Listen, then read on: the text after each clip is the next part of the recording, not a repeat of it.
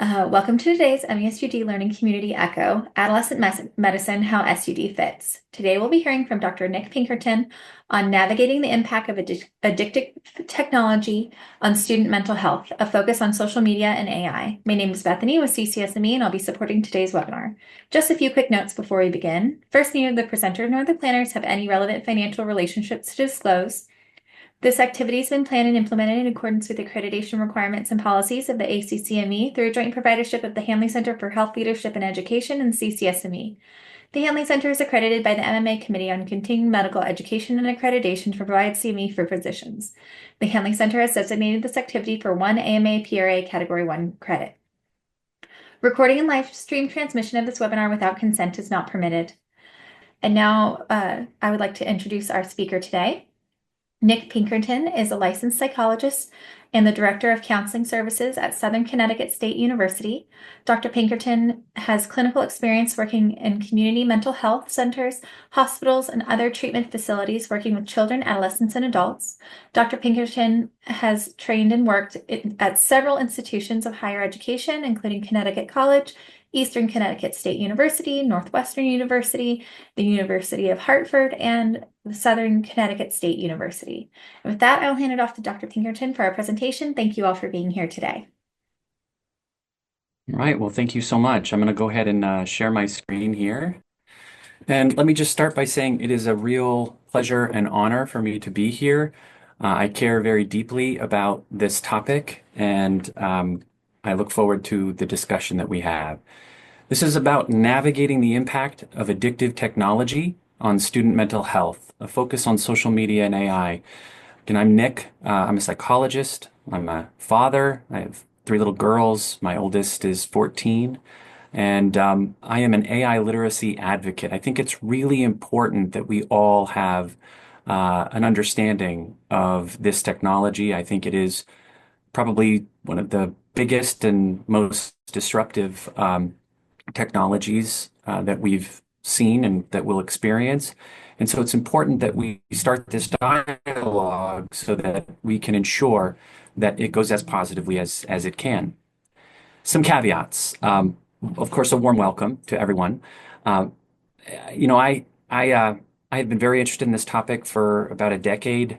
I think that interest has exploded really over the past few years, really since the release of ChatGPT, which, if you think about it, was just a little over 2 years ago. And since that point, with large language models and with AI, the explosion of this and the interest and the understanding of the implications has really peaked, and I think will continue to do so. I'm going to do my very best to be balanced about this, both with sort of an optimistic and a potential pessimistic, right? What are the upsides? What are the downsides to this technology? It is possible that you may experience some discomfort or feel unsettled when we sort of talk about this. To be honest, the often response I get is that it feels very sci-fi, it feels very futuristic. But I guess part of what I'm hoping to show today is that it really isn't all that futuristic. We're experiencing much of this now, and we'll continue to see these happen over the next few years. Much of this improvement has occurred in the last 2 years. With an exponential curve, we should expect quite a lot of change and advancement in the next 2 years. Some limitations. I have about 25 minutes to present. I could talk about this for so much longer, so I will do that. No conflicts of interest as mentioned, and really these views are my own and solely that of me. Let's start with just a little podcast. I don't know if you all had a chance to hear the podcast that actually is about this very presentation. So let's start there. Welcome to our deep dive into how addictive technology is impacting student mental health. We're going to be covering a lot today, everything from social media algorithms to, the rise of AI companions. But don't worry, we're going to get you up to speed quickly. Our main source today is a presentation by Dr. Nick Pinkerton. He's the Associate Dean of Counseling Services at Southern Connecticut State University. So he's working directly with students dealing with this every day. And we'll also be kind of weaving in some supporting research data as we go. Yeah, it is a very complex issue, but I think what's fascinating is we're not just talking about technology as a All right, I'll pause there. It goes on, but the main thing to note there is really just that that was actually not human. That was all AI, and That comes out of Google Notebook, which if you haven't had a chance to play with that, I would highly recommend it. It's a free app that uses a large language model, and you can essentially download any PDF, any, in this case, PowerPoint, any document, any article, any text. It will provide a very thorough summary of that. You can ask it of various questions. It will also create a podcast for you that is actually quite popular. If you look on Apple Podcasts or other podcasts, you're going to see the deep dive podcasts, folks, often without people necessarily knowing that they're not listening to human beings. They're listening to AI. So let's talk about this brave new world we are embarking upon. So just a few points I wanted to share with you. Moore's law, you may have heard of, is the number of transistors on microchips. This has doubled every 2 years since the 1970s. Let's talk about compute in terms of petaflops. That has actually had a 2 year doubling rate over Moore's law. So you're seeing there's actually an exponential curve happening there in terms of the advancement in compute. Compute's very essential for AI. It is sort of the brains that allows us to accomplish this intelligence. Test scores of AI systems on various capabilities relative to human performance. If you notice this gray line at 0 here on the graph, that is human level performance.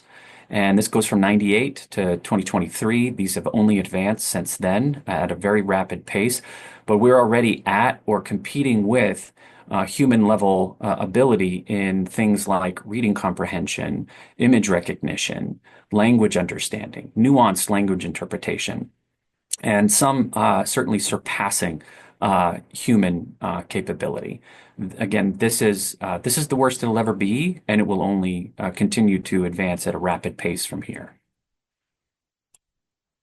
Oh, I did it again. Sorry about that. This means that we are on an exponential growth curve from narrow intelligence, which is what we see in a lot of ways now. You know, your Roomba or various other things that have artificial intelligence, they're very limited in what they can do. And we're heading towards very rapidly an age of artificial general intelligence, AGI. You've probably heard a lot of people talking about this. This is the point at which many people have talked about sort of the singularity, what happens when AI can essentially perform all tasks that a human can do.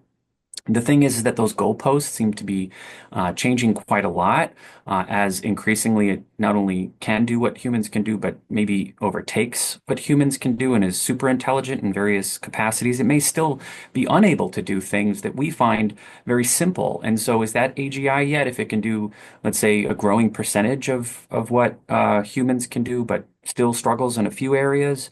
Is it not? What we'll see is likely that it will very quickly skip by this sort of idea of AGI and move towards ASI. And once it does, once it gets to sort of super intelligence, it's very hard to know what will happen next in some ways because we may not have the capacity to understand what will happen next. Let's actually get to an example of seeing this. Sometimes this feels very theoretical.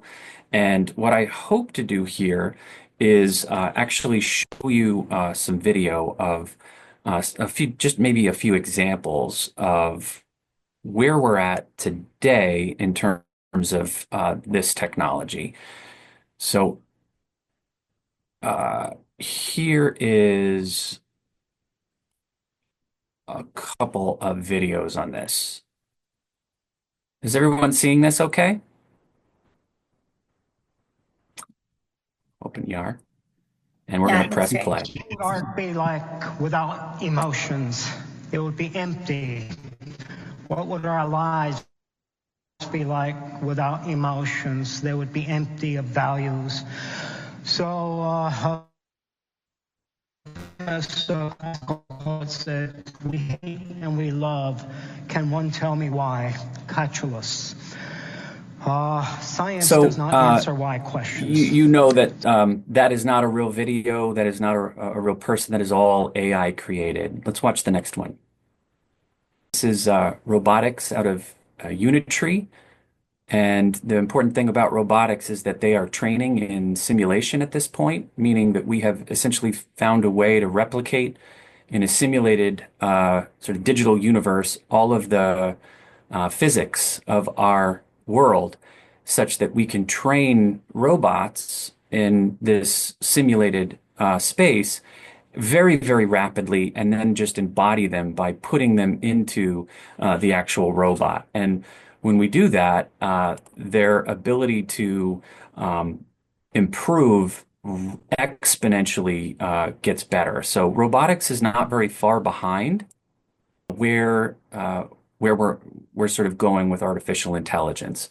The important thing to know there, I will tell you, I thought maybe a few years back, as I was paying attention to this space, that it was a very interesting thing that we were moving from an era where maybe automation was thought of mostly as sort of a blue collar work, that this was going to be something that couldn't do certainly creativity, couldn't do art, couldn't do these things. To now, it's really it's affecting more of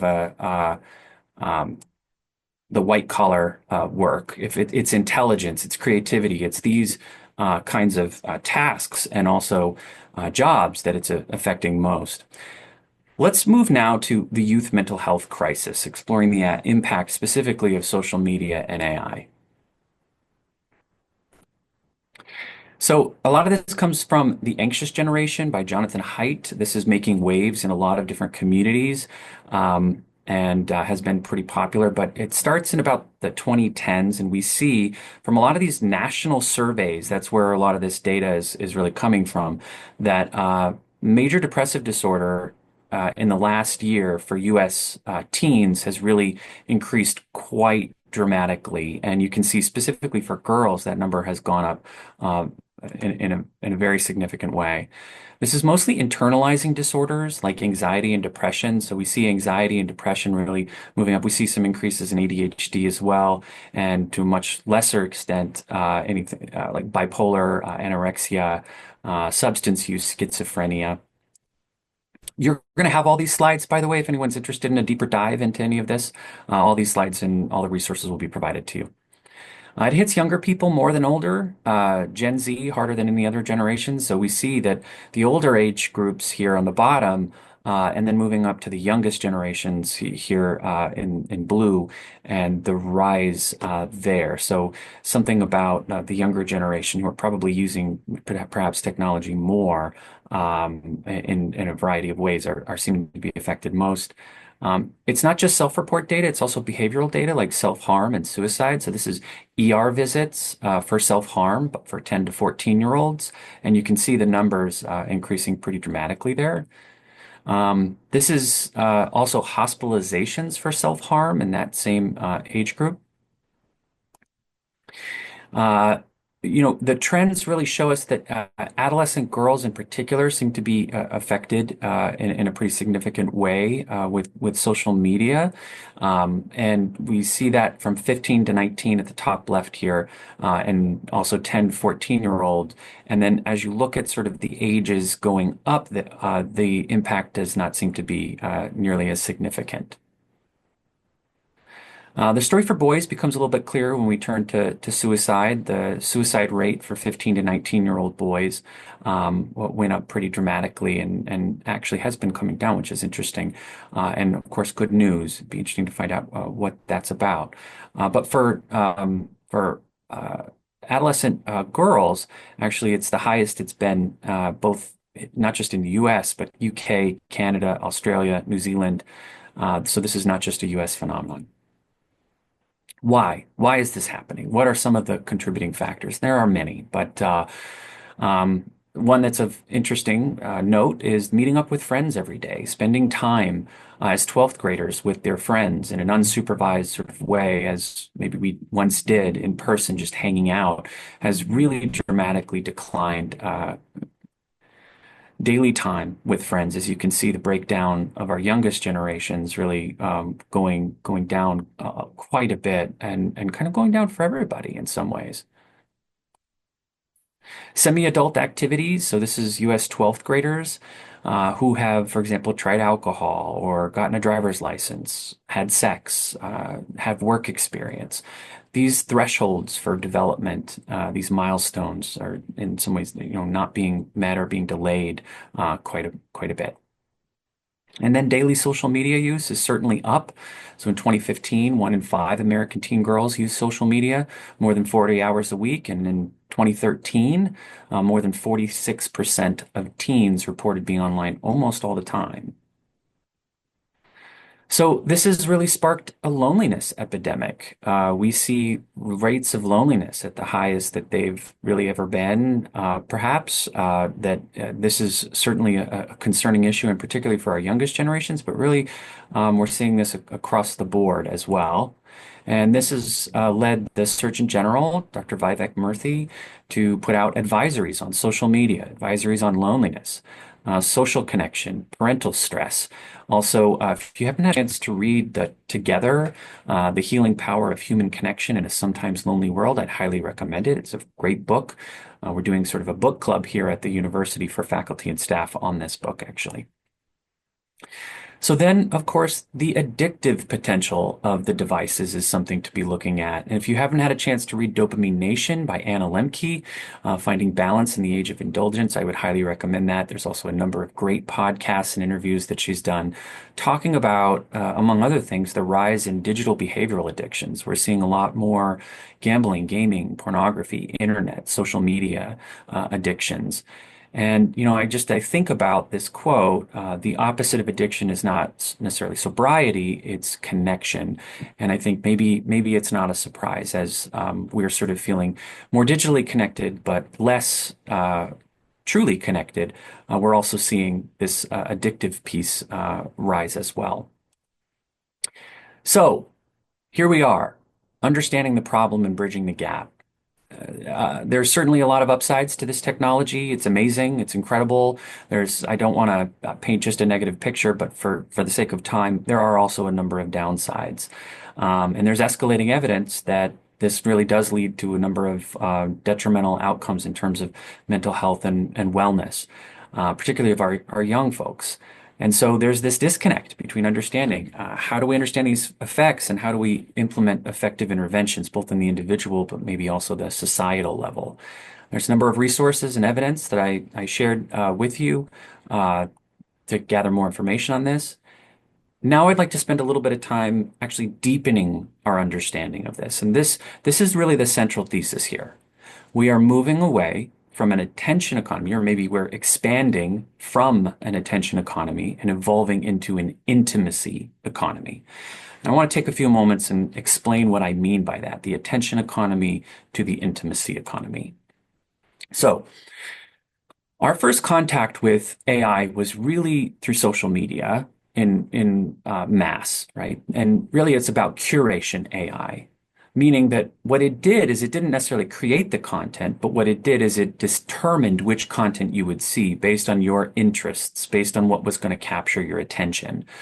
The attention economy is essentially set up such that it monetizes your attention or user engagement by selling you advertisements, by keeping you on the platform, or by taking your data. Both of those are extremely valuable, and increasingly data is extremely valuable for the creation of AI.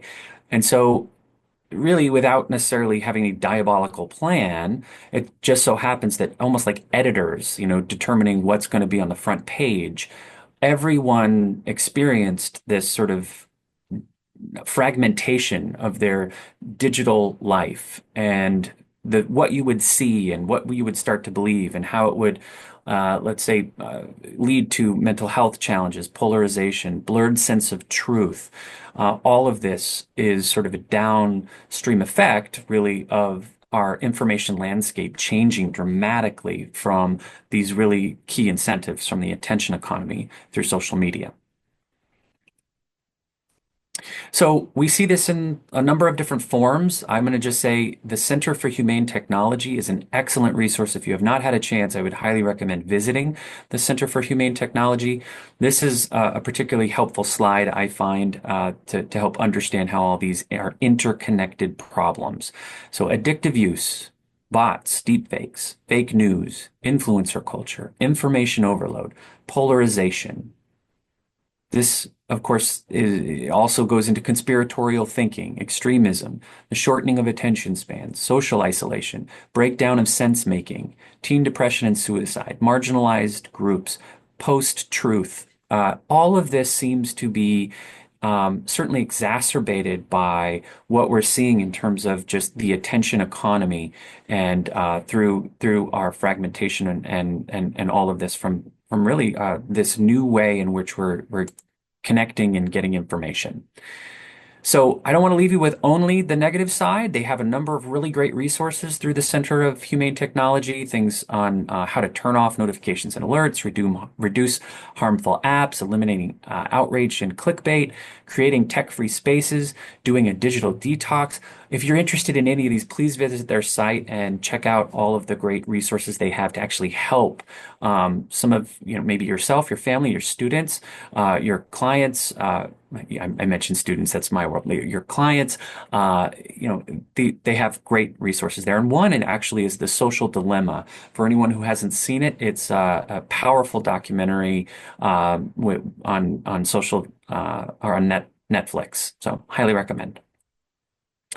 So where are we going next with all of this? This is really where we hit second contact with AI. And this is generative AI or creation AI, from curation to creation AI. Now we're at a point where no longer does AI just determine from human created content what's going to show up in your feed, what's going to capture your attention. It can actually generate that content. And that will really exacerbate, most likely, the same kinds of downstream effects that we've seen thus far in terms of worsening mental health, polarization, blurred sense of truth, and so on. And in particular, I think the part that is most interesting and potentially concerning is that it will move not just from attention, but also to intimacy. It's really about companions. AI companions are going to be very prominent. They already are, and for some young people today, where you're going to have this very compelling entity that's there for you 24/7, that never is distracted, that is maybe giving you better advice than you've ever received. It's validating, it's supportive, it's always seemingly on your side. It wants to hear what you have to say and engage with you. And as you experience that kind of relationship and deepen that kind of relationship, I fear that what may happen is your tolerance for actual human relationships may go down. You may find that human relationships are more messy, they're challenging, they're difficult, they require vulnerability, they require conflict management, they require these skills that may start to atrophy as more folks are engaging with bots instead of one another. And so the real question is, does relying on AI companionship combat loneliness, or does it worsen or diminish human interactions? And that's really, in some ways, the central question moving forward. So if this sounds like far-fetched, could this really be happening?